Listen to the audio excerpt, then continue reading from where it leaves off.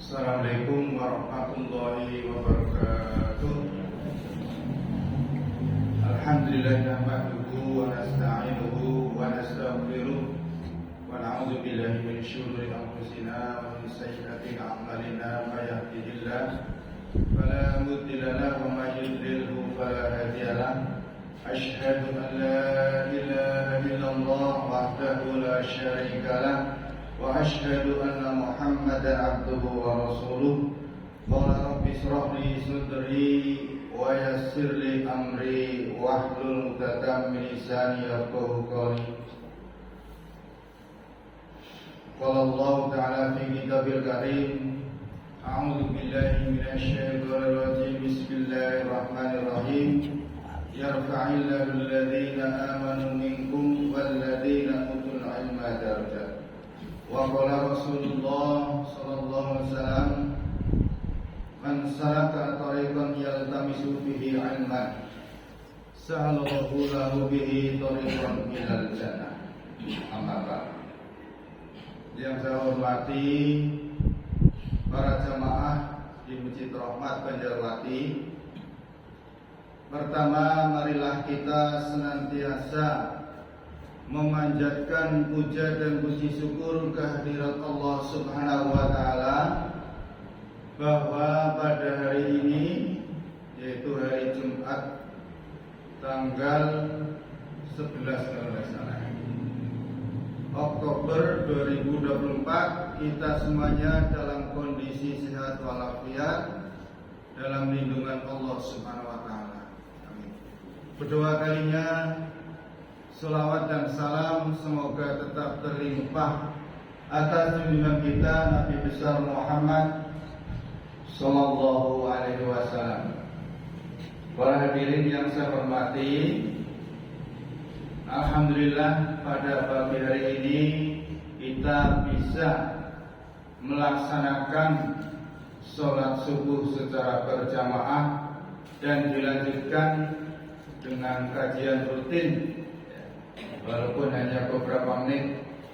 Mudah-mudahan kegiatan ini yang insya Allah ini sudah berjalan yang kedua kalinya, yang kemarin diisi oleh Pak Haji Agus Loha, sekarang oleh saya. Mudah-mudahan kegiatan ini berusaha berjalan dengan istiqomah dan membawa berkah untuk kita semuanya.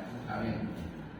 Bapak Ibu dan para hadirin yang saya hormati, pada hari ini saya akan membawakan sebuah tema, yaitu tentang Asbabun Nuzul surat At-Taubah ayat 119. At-Taubah artinya adalah pengampunan.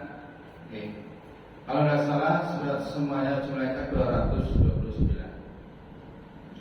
Dalam surat At-Taubah dinyatakan di situ, a'udzubillahi minasyaitonir rajim, bismillahirrahmanirrahim, ma kana lin-nabiyyi walladzina amanu ay yastaghfiru lil musyrikin walau kanu uli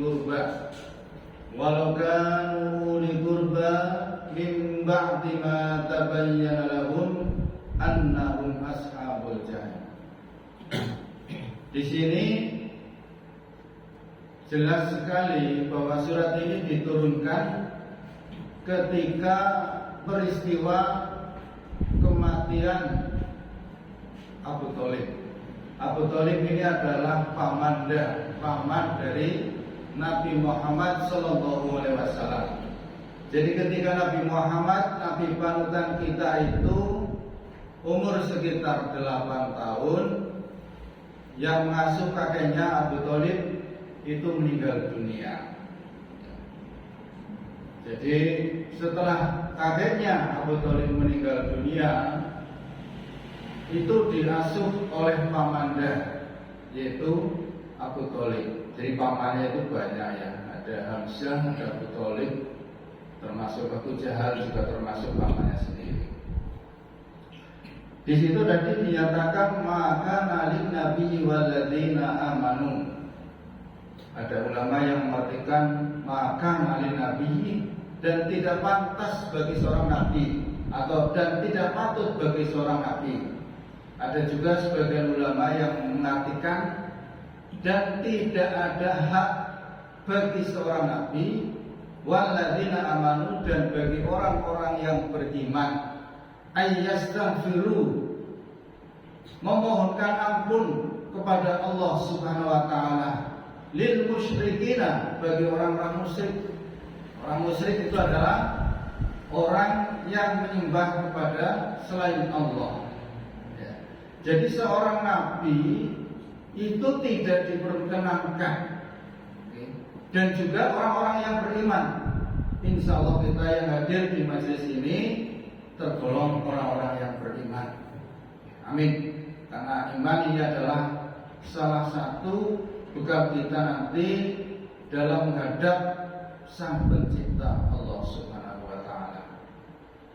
Jadi ditegaskan bahwa seorang nabi, ya, di sini Nabi Muhammad SAW dan orang-orang yang beriman tidak ada hak atau tidak diperkenankan memohonkan ampun kepada Allah Subhanahu wa taala bagi orang-orang musyrik, yaitu orang yang menyembah selain Allah. Nah, Abu Thalib ini adalah menyembah selain Allah, ya, yaitu menyembah berhala, agama nenek moyang, ya, agama nenek moyang. Walaupun uli kurba, walaupun dari kerabatnya sendiri. Abu Thalib ini kerabatnya sendiri, karena pamannya yang mengasuh sejak kecil. Abu Thalib adalah tokoh yang sangat terpandang, ya. Walaupun beliau ini bukan dari orang yang bercukupan, hidupnya sederhana, tapi beliau ini sangat disegani di tokoh masyarakat, ya, oleh Quraisy, sangat disegani dan ditakuti, sehingga orang yang mau punya niat jahat kepada Nabi Muhammad pasti Abu Thalib akan membela sampai sampai titik darah penghabisan. Siapapun yang akan menyakiti keponakan saya harus berhadapan dengan saya, kata Abu Thalib. Tidak ada satupun orang yang boleh menyakiti keponakan saya. Walaupun beliau ini belum masuk Islam, tapi beliau tidak melarang dan beliau melindungi apa yang dilakukan oleh Nabi Muhammad SAW. Dan beliau percaya keponakan saya adalah seorang yang amin, seorang yang sangat dipercaya, seorang yang sangat jujur. Apa yang dilakukan sangat mulia. Cuma satu, beliau itu belum masuk Islam. Walaupun uli kurba mimba tima tabayyana lahum annahum ashabul jahil. Walaupun dia dari kalangan sendiri, karena sudah jelas bagi tempat orang-orang yang musyrik, tempatnya adalah di neraka jahanam. Nah, di sinilah sehingga ada orang yang mengatakan tidak mungkin Abu Thalib itu tidak beriman. Dia beriman Nabi Muhammad, dia itu mengawal, dia itu mendampingi Nabi Muhammad. Masa kok iyo sampai meninggal dunia kalau tidak beriman? Tapi kenyataannya seperti itu. Abu Thalib suatu saat usianya mencapai umur kurang lebih 80 tahun, ya. Beliau itu sakit. Sakitnya semakin parah, semakin parah, semakin parah. Kemudian tokoh kafir Quraisy datang, yaitu Abdullah bin Abi Umayyah salah satunya, dan juga Abu Jahal datang. Wah, ini Abu Thalib kemungkinan sudah mau mendekati ajalnya. Ayo sekarang kita ke Abu Thalib untuk menguatkan hatinya. Sehingga datang Abu Thalib, Abu Jahal dan Abdullah bin Abi Umayyah. Abu Thalib, kamu tetap harus menyembah ajaran nenek moyangmu, jangan sampai goyah. Ini ada saya pendukungnya, kata Abdullah bin Abi Umayyah dan juga Abu Jahal.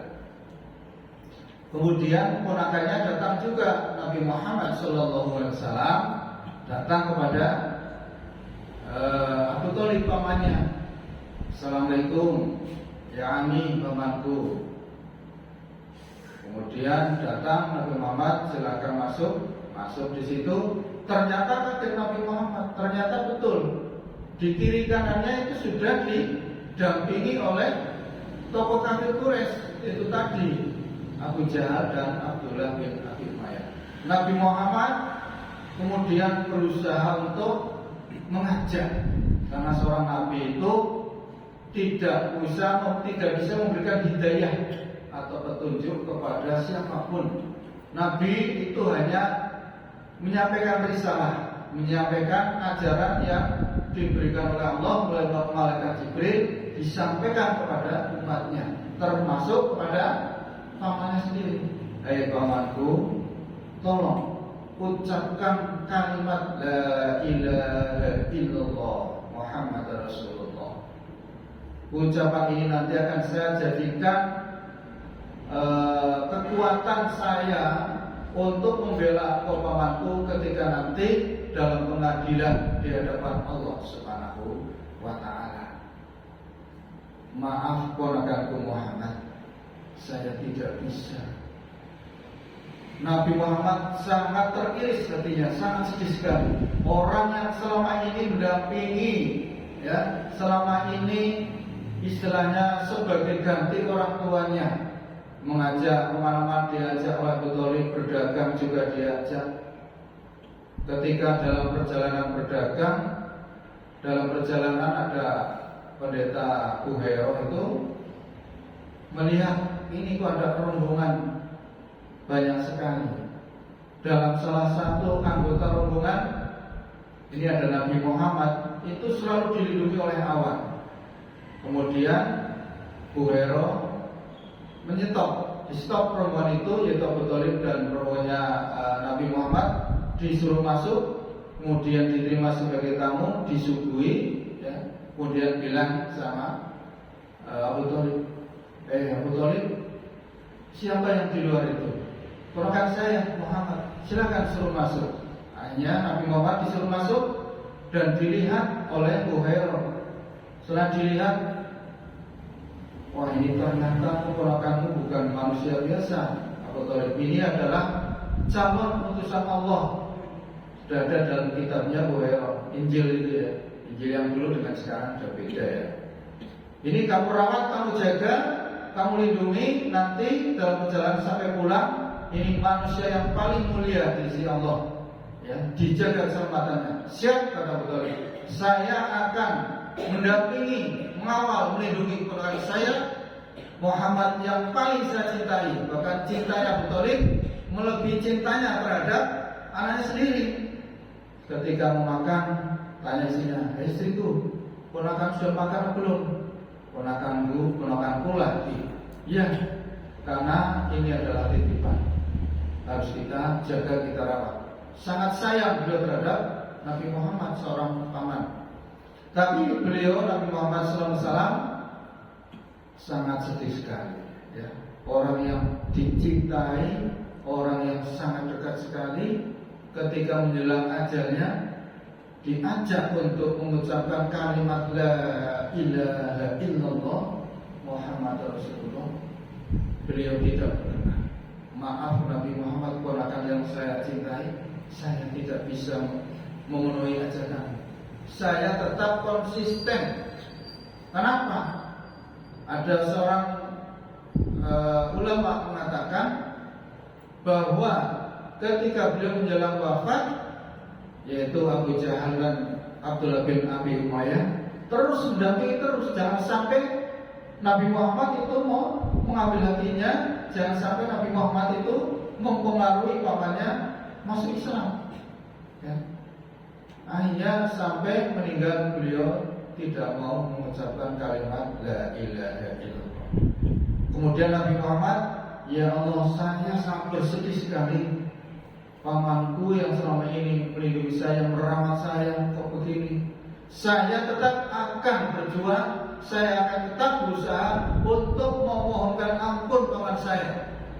Walau bagaimanapun beliau sangat mendukung dakwah saya, ya. Nabi Muhammad sangat bersedih. Selama saya memohonkan ampun untuk paman saya ini tidak dilarang oleh Allah, maka saya tetap akan mendoakan. Ya, masalahkan nih, kalau kita punya paman, punya orang tua, melindungi kita, merawat kita, menyayangi kita, menolong kita, memberikan support, motivasi kita. Tapi beliau tidak berkenan masuk Islam. Beliau sangat bersedih sehingga hanya turun surat At-Taubah tadi, ya, bahwa orang yang beriman termasuk Nabi pun tidak boleh memohonkan ampun. Wallahu a'lam ya. Jadi ada seorang ulama yang mengatakan Abu Thalib tetap di neraka karena beliau tidak mau masuk Islam. Dan mungkin neraka juga ada tingkatannya, ya.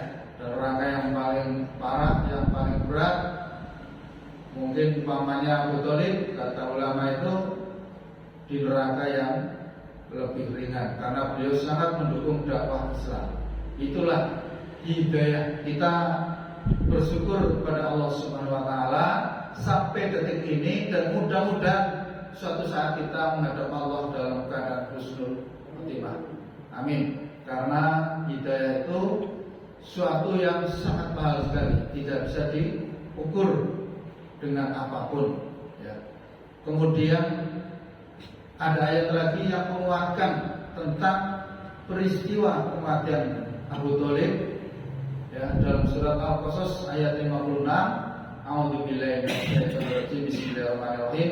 Innaka la tahdi man ahbabta walakinallaha yahdi man yasha wa huwa a'lamu bil muhtadin. Sesungguhnya kau Muhammad tidak akan mampu memberikan hidayah man ahbabta, walaupun kepada orang yang sangat dicintai. Walakinallaha yahdi man yasha.